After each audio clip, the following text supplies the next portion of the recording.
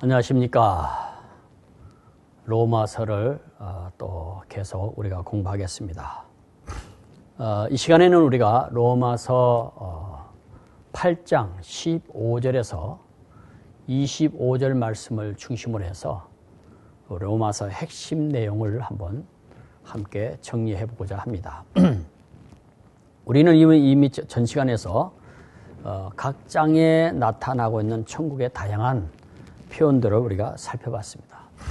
각 장은 현실적으로는 다양한 문제들을 다루고 있지만 사실상 그 모든 일들의 주제가 하나님의 나라임을 알아야 합니다. 이제 여기서는 그 중에서도 가장 핵심이 되는 8장 15절로 25절까지 부분만 중점적으로 살펴보고자 합니다.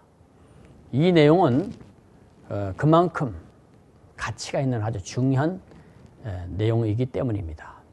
그리고 앞으로 공부하게 될 바울 사도의 글들을 이해하기 위해서는 이 부분을 자세하게 연구하는 것이 많은 도움이 될 것입니다. 로마서의 핵심은 앞에서 살펴본 것처럼 로마서 8장 25절에 나타나 있는데 이것이 바르게 이해되어져야만이 로마서의 믿음으로 말미암아 의로워진다고 하는 그 은혜가 빛을 발할 수가 있게 될 것입니다.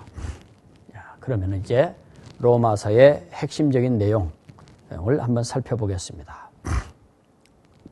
15절 16절에 우리가 보면은 너희는 다시 무수하는 종의 영을 받지 아니하고 양자의 영을 받았으므로 아바 아버지라 부르짖느니라. 성령이 친히 우리 영으로 더불어 우리가 하나님의 자녀인 것을 증거하신다라고 말씀을 하고 있는데 이 말씀의 중요한 의미가 무엇일까?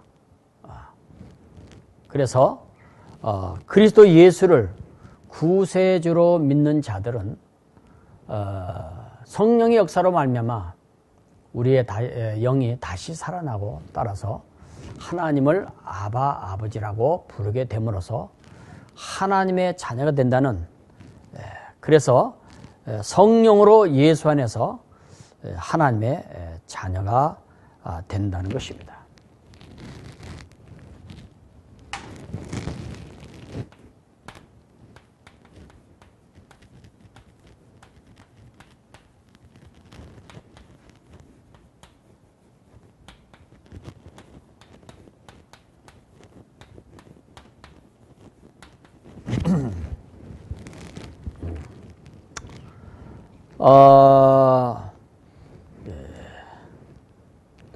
예수 그리스도를 구세주로 믿는 자들 가운데서 성령의 역사로 말미암아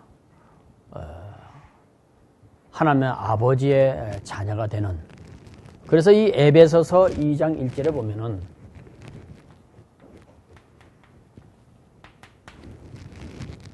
죄와 너희의 허물과 죄로 죽었던 너희를 살리셨도다라고 하는 말씀이 있습니다.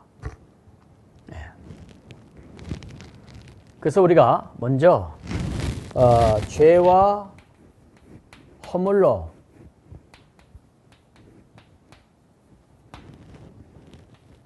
거듭나기 전에 사람은 죽어 있다. 영적으로 죽어 있다. 영적으로 죽어 있는 생명은 스스로 살아날 수 있는 능력이 없죠. 죽은 송장은 스스로 자기가 살아날 수 있는 능력이 없잖아요. 사람은 식물이나 생물이나 동물이나 생명체를 살릴 수 있는 능력이 전혀 없어요.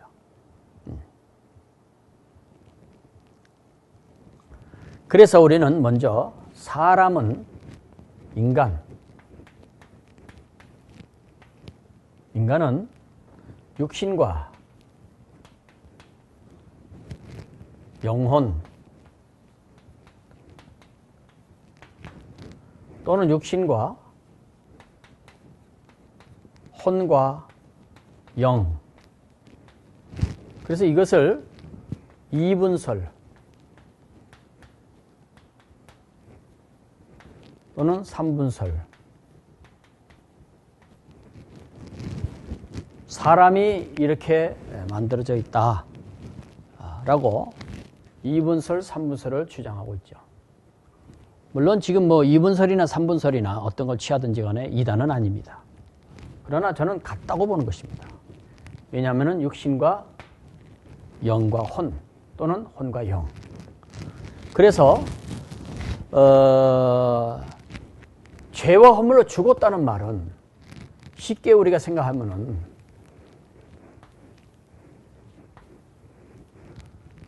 예를 들어서 육이 있고요.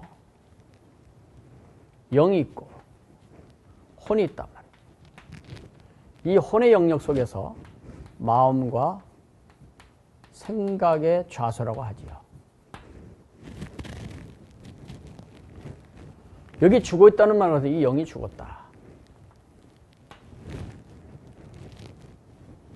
허물과 죄로 죽었다. 영적인 생명이 죽었단 말이죠. 그래서 영적인 생명이 죽었을 때도 육의 생각과 마음을 가지고 살았단 말이죠. 이 영역 속에서.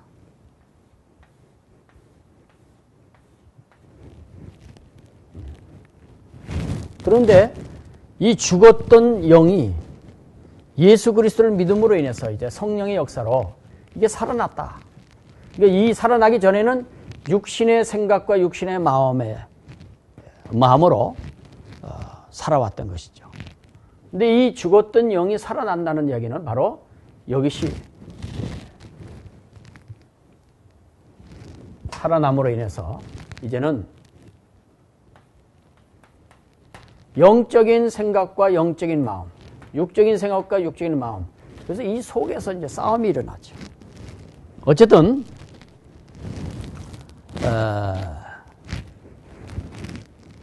우리가 하나님의 자녀가 됨으로써 바로 이와 같은 갈등은 일어나지만 어쨌든 전혀 죽었던 영적인 부분에 대해서 알지 못하던 것들이 이제 깨닫게 되고 알게 되고 거듭남으로 인해서 그리고 신분상으로는 하나님의 자녀가 되는 그래서 이것이야말로 하나님의 자녀된 자들이 이제는 가져야 될 진정한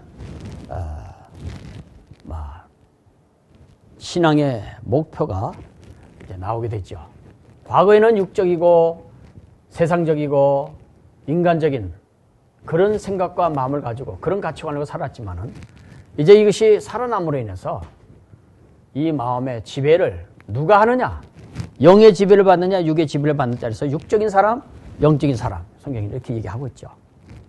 그래서 우리가 하나님의 자녀가 됨으로써 어떤 결과를 가져오는지를 오늘 17절에서 이제 15절, 특별히 여기서 17절과 로마서 15절, 8장 17절, 15절. 죄송합니다. 25절. 2절에 이제 제시하고 있는 것을 볼 수 있는데, 자, 이제 여기서 이걸 보면은 하나님의 자녀가 된 자들이 갖게 되는 지위에 대해서 얘기를 하고 있죠. 17절, 18절의 말씀에 보면은 자녀이면은 후사, 곧 하나님의 후사요, 상속자요. 그리스도와 함께한 상속자니 우리가 그와 함께 영광을 얻기 위하여 고난도 함께 받아야 할 것이니라. 생각컨대 현재의 고난은 장차 우리에게 나타나는 영광과 좋게 비교할 수 없다. 그래서 여기서 중요한 사실은 기억해야 될 것은 하나님의 후사라는 말입니다. 이게 살아남으로 인해서 이제는 신분이 바뀌어진단 말이죠. 죽었던 자가 살아나고 살아남으로 말미암아서 이제는 하나님의 후사, 상속자,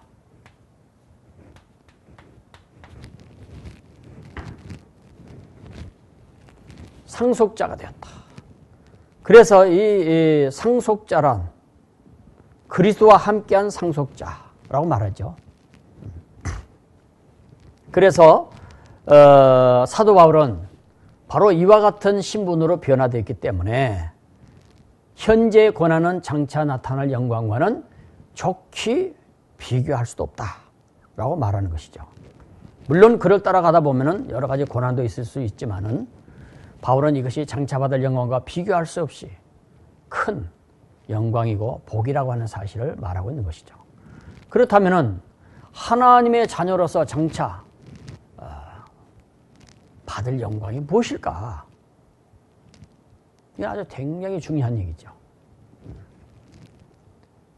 이것은 우리가 바로 알아야만이 믿음으로 말미암아 하나님의 사람의 의로운 사람이 된 것에 대한 은혜가 얼마나 이게 놀라운 것인가 하는 것을 알게 될 수 있는 것입니다.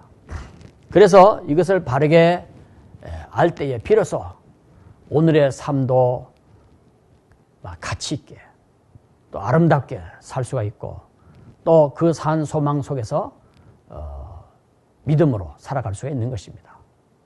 또한 이제는 그 나라의 뚜렷한 목표가 세워졌기 때문에 그 나라를 위한 그 나라의 일꾼으로서 인생의 삶을 살아갈 수가 있는 것입니다.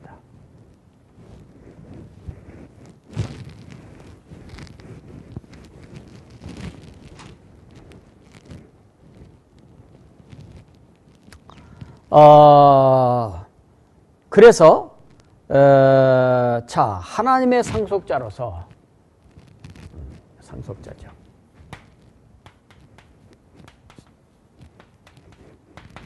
세 번째는 상속자로서의 받을 영광이 무엇이냐?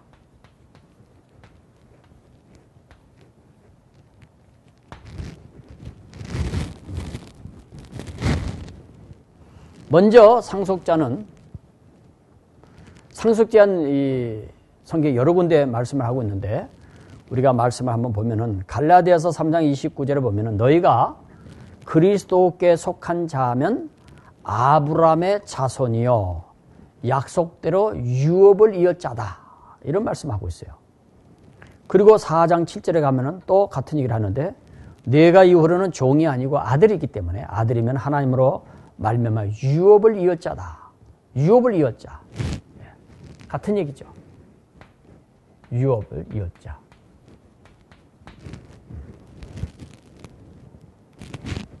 후사. 마태복음 19장 28절에 보면은 예수께서 가라사대 내가 진실로 너에게 이르노니 세상이 새롭게 되어 인자가 자기 영광의 보좌에 앉을 때 나를 쫓는 너희도 12 보좌에 앉아서 이스라엘 12지파를 심판하리라 하면서 29절에 가서 내 이름을 위하여 집이나 형제나 자매나 부모나 자식이나 전토를 벌인 자마다 여러 배를 받고 영생을 상속하리라는 말을 하죠. 영생을 상속하리라. 예. 그리고 디모데 후서 2장에도 가보면은 뭐 함께 살 것이다. 12절에 참으면 또한 함께 왕노를 할 것이다. 하는 장차 우리가 누릴 일들에 대한 얘기를 하죠. 또 특별히 뭐 계시록 21장에 보면은 자세하게 21장, 22장은 우리가 장차 받아 누릴 그 영광에 대한 얘기를 하고 있습니다. 자, 이제 바울이 소개하고 있는 하나님의 상속자로서의 장차 받을 영광이 무엇인지를 구체적으로 한번 살펴보겠습니다. 자, 먼저 성도의 영광을 한번 보시겠는데요. 로마서 지금 본문에 19절로부터 보면은 이런 말씀이 있습니다. 피조물에 고대하는 바는 하나님의 아들들이 나타나는 것이니 피조물이 험한 데 굴복하는 것은 자기 뜻이 아니고 오직 굴복해 하시는 이로 말미암음이라. 그 바라건에서는 피조물도 썩어짐의 종로로 한 데서 해방되어 하나님의 자녀들의 영광의 자유에 이르는 것이니라. 피조물이 다 이제까지 함께 탄식하며 함께 고통하는 것을 우리가 아나니 이뿐 아니라 또한 우리고 성령의 처음 익은 열매를 받은 우리까지도 소로 탄식하여 양자될 것 곧 우리 몸의 구속을 기다리느니라 하고 우리가 소망으로 구원을 얻었음에 보이는 소망이 소망이 아니니 보는 것을 누가 바라리요. 만일 우리가 보지 못하는 것을 바라면 참음으로 기다릴지니라. 자, 이 말씀의 의미가 무엇인가? 바울은 여기서 인간이 안고 있는 모든 문제가 해결된다는 놀라운 선포를 하고 있는 것을 볼 수 있습니다. 나아가서 이 같은 놀라운 사건들이 하나님의 자녀된 자들에게 영광으로 주어진다고 말하고 있는 것이죠. 그래서 17절에 그러면 하나님의 자녀가 그리스도와 함께 받게 될 영광, 또 18절에 또한 현재 고난과 비교할 수 없을 정도로 그런 가치가 있는 영광, 그리고는 19절에 모든 피조물까지도 지금 간절히 기다리고 있는 영광, 그 영광이 무엇인가? 바울은 여기서 성도가 장차 받게 될 영광이란 단순히 성도들만의 문제가 아니라 하나님의 창조의 체계 전체에 관한 문제고 모든 만물에 관한 일임을 말하고 있는 것을 볼 수 있습니다. 그만큼 하나님의 자녀가 받게 될 영광의 가치가 크고 또 귀한 것이라고 하는 것을 증거하고 있는 것입니다. 그렇다면 이처럼 큰 가치를 가지고 있는 영광스러운 일이란 무엇일까? 20절에 보면은 피조물이 허무한 데 굴복하는 것은 자기 뜻이 아니요 오직 굴복해 하시는 이로 말미암음이라. 그리고 21절에 그 바라는 것은 피조물도 썩어짐의 종로를 한 데서 해방되어 하나님의 자녀들의 영광의 자유에 이르는 것이니라. 22절에 피조물이 다 이제까지 함께 탄식하며 함께 고통하는 것을 우리가 안다 라고 말하고 있는데, 바울은 여기서 모든 피조물들이 허무한 데 굴복하고 있다는 사실과 그들이 썩어짐의 종노릇을 하면서 탄식하고 있으면서 그 썩어짐의 종노릇에서 해방되어 하나님의 자녀들이 얻게 될 그 영광의 자유에 동참하기를 간절히 사모하고 있다고 말하고 있습니다. 그런데 이 영광의 자유에 참여하기를 오늘 구원받은 우리들까지도 기다리고 있다고 말하고 있는데, 23절에 우리가 말씀을 보면은 이뿐 아니라 라고 말하면서 또한 우리 그 성령의 처음 익은 열매를 받은 우리까지도 속으로 탄식하여 양자될 것, 곧 우리 몸의 구속을 기다린다. 그래서 우리는 여기서 참으로 중요한 사실들을 볼 수 있는데, 그 주제를 정리해보면 우리가 다음과 같은데, 첫째는 썩어짐의 종로를 하면서 탄식하며 살아가고 있는 모든 피조물에 관한 내용. 둘째는 썩어짐의 종로를 한 데서 해방되어 얻게 될 영광스러운 자유의 날에 관한 내용. 이 두 가지 주제야말로 인류 역사 이래 모든 철학과 과학 또 모든 종교의 주제였음을 우리가 알 수 있습니다. 특히 바울은 만물의 썩어짐의 고통만 말하는 것이 아니라 그 고통에서 해방되는 해답을 지시하고 있다는데, 이 말씀은 모든 인류가 추구해왔던 모든 문제의 해답이라고 볼 수 있죠. 따라서 이 말씀이야말로 썩어짐의 종로를 한 데서 탄식하고 살아가고 있는 우리 인생에게 주어지는 놀라운 희망과 축복의 복음이 아닐 수가 없는 것이죠. 자, 그래서 상속자의 영광을 이해하기 위한 우리가 본질적으로 문제가 무엇일까? 우리가 알 것은 상속자의 영광을 위해서 이해하기 위해서는 먼저 이 본질적인 문제를 연구하고 이해할 필요가 있다. 이것을 바르게 이해할 때에 우리가 지금 하나님의 자녀의 영광에 대한 이해를 깊이 있게 알 수가 있을 것입니다. 자, 그래서 여기서 썩어짐의 종노릇이 무엇이고 여기서 해방되어 자유하는 영광이 무엇일까? 썩어짐의 종노릇.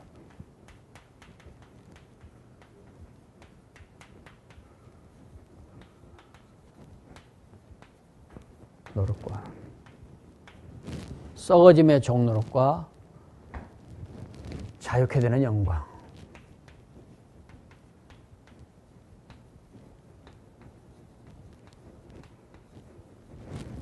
무엇일까? 먼저 이 썩어짐의 종로에서 탄식하는 인생들에 대한 얘기를 우리가 살펴보면, 세상에 태어나서 살아가는 동안 우리 인간은 수많은 탄식 속에서 살아가고 있습니다. 저와 여러분들도 지금 여러 가지 탄식을 가지고 있죠. 여러분들의 삶 속에서는 어떠한 탄식이 있습니까? 성경에는 우리가 이 부분에 대해서 전도서 5장 17절에 보면은 일평생을 어두운 데서 먹으며 번뇌와 병과 분노가 저에게 있느니라 라고 기록하고 있습니다. 인간은 일생을 어둠 속에서 먹고 마시고 번뇌하고 질병과 그리고 죽음에서 탄식하면서 살고 있다는 것이죠. 다시 말해서 인간은 수많은 환경 속에서 오염된 환경, 오염된 물, 오염된 공기, 깨어진 오존층, 여러 가지 자연의 환경 속에서 탄식하고 있습니다. 자연에 그래서 재해를 지금 수없이 지구촌에 많이 일어나고 기근과 지진과 굶주림 등 사람이 살아가는 이 환경에 너무나도 열악한 가운데서 많은 사람들이 죽어가고 있는 것입니다. 또 인간은 죄 때문에 세월이 갈수록 죄악이 관영해져 가고 태어나면서 죽을 때까지 이 죄 문제 때문에 탄식하며 살아가고 있는 것입니다. 그리고 지금 처처에도 지금 전쟁 속에서도 고통을 당하고 사람은 누구나 전쟁을 싫어하지만은 평화를 사랑하지만은 그럼에도 불구하고 인류 역사는 끝없는 전쟁. 우리나라도 이 문제에 대해서는 자유로울 수가 없죠. 그래서 우리가 당하는 이 전쟁의 고통. 현재도 이 전쟁으로 말미암아 많은 사람들이 가족을 잃고 부모를 잃고 형제를 잃고 우리나라도 역시 그 문제로 인해서 지금 이산 가족들이 고통을 당하고 있는 것입니다. 그리고 인간들은 강한 자들의 지배 속에서 인간의 권리를 상실한 채로 탄식하며 지금 살아가고 있습니다.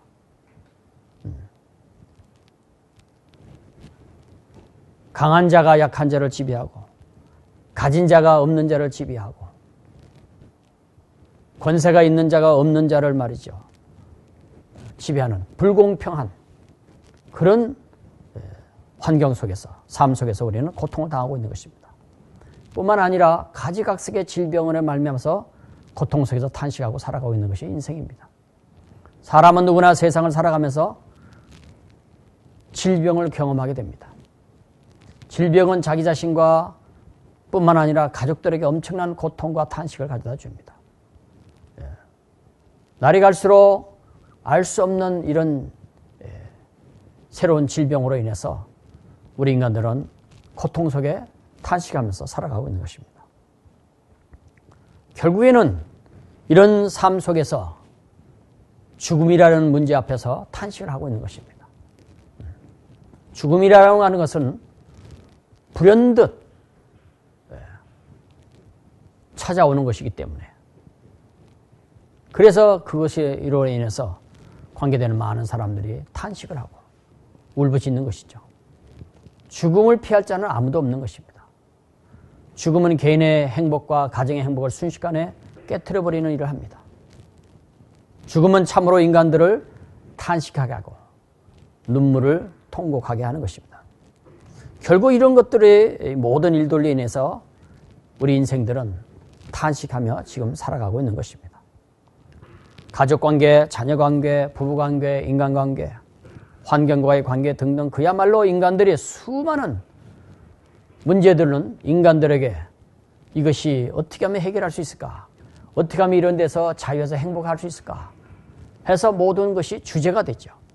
철학의 주제가 되고 과학의 주제가 되고 의학의 주제가 되고 정치의 주제가 되고 문학과 종교의 주제가 되고 나아가서는 인간의 모든 삶 속에서 싸우고 해결해야 될 주제가 되어 있는 것입니다.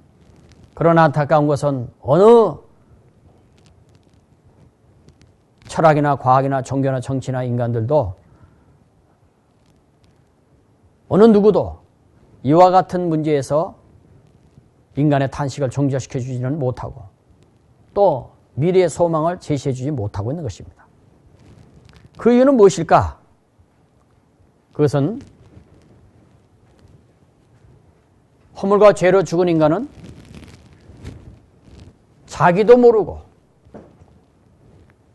이 세상 천지가 어떻게 존재했는지 알 수 없는 것이죠.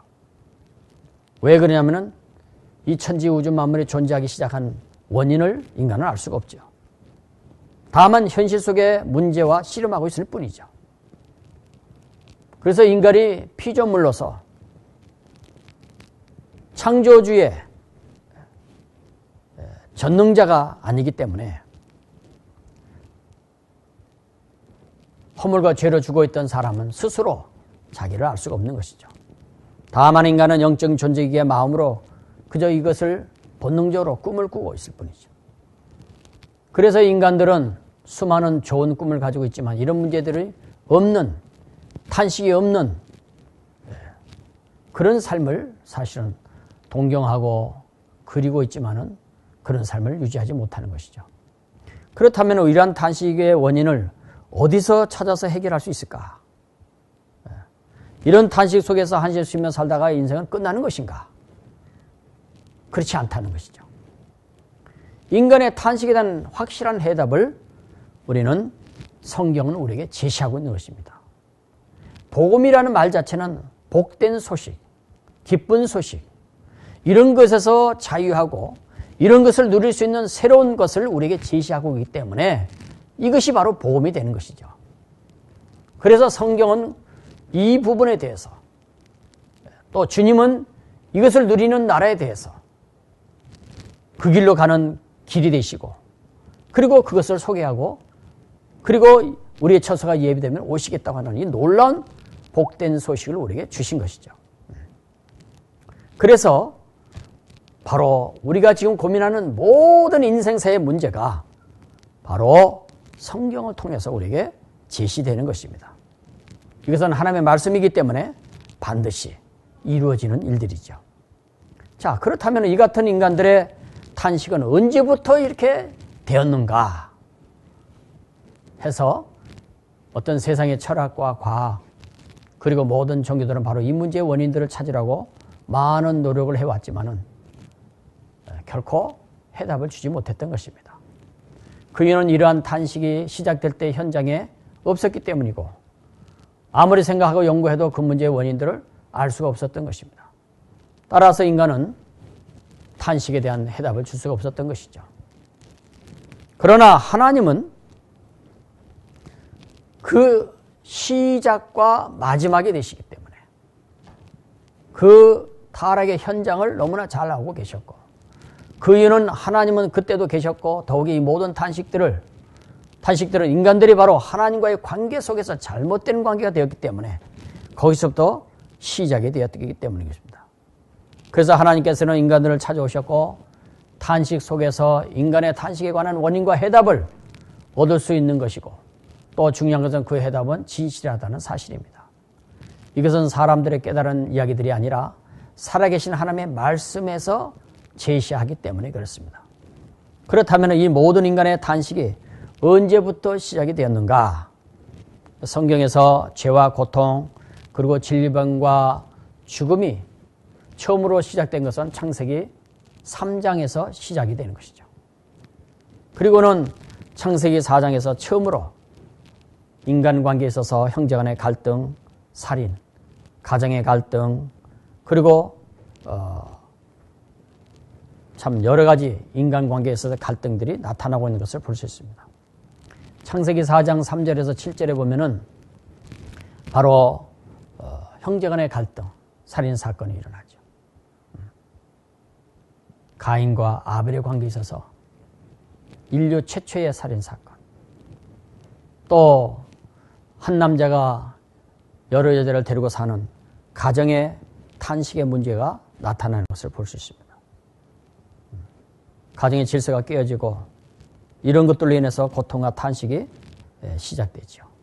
또 뿐만 아니라 폭력과 살인이 시작이 된 것이죠.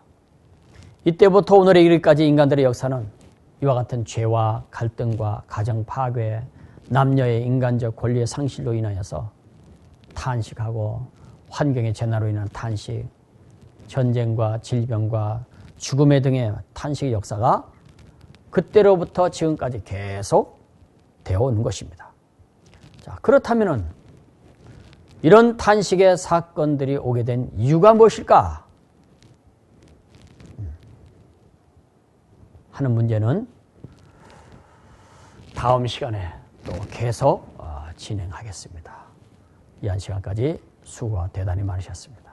감사합니다.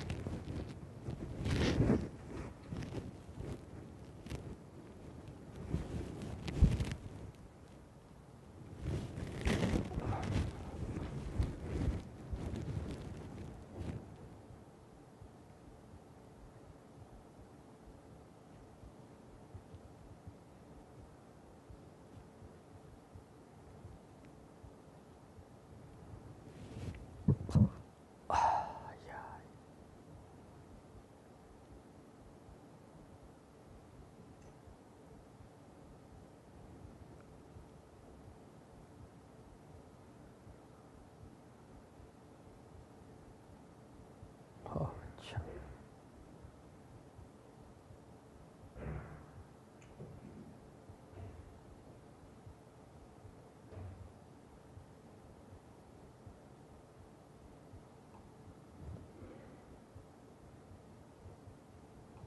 와, 이거 뭐 이렇게 많냐.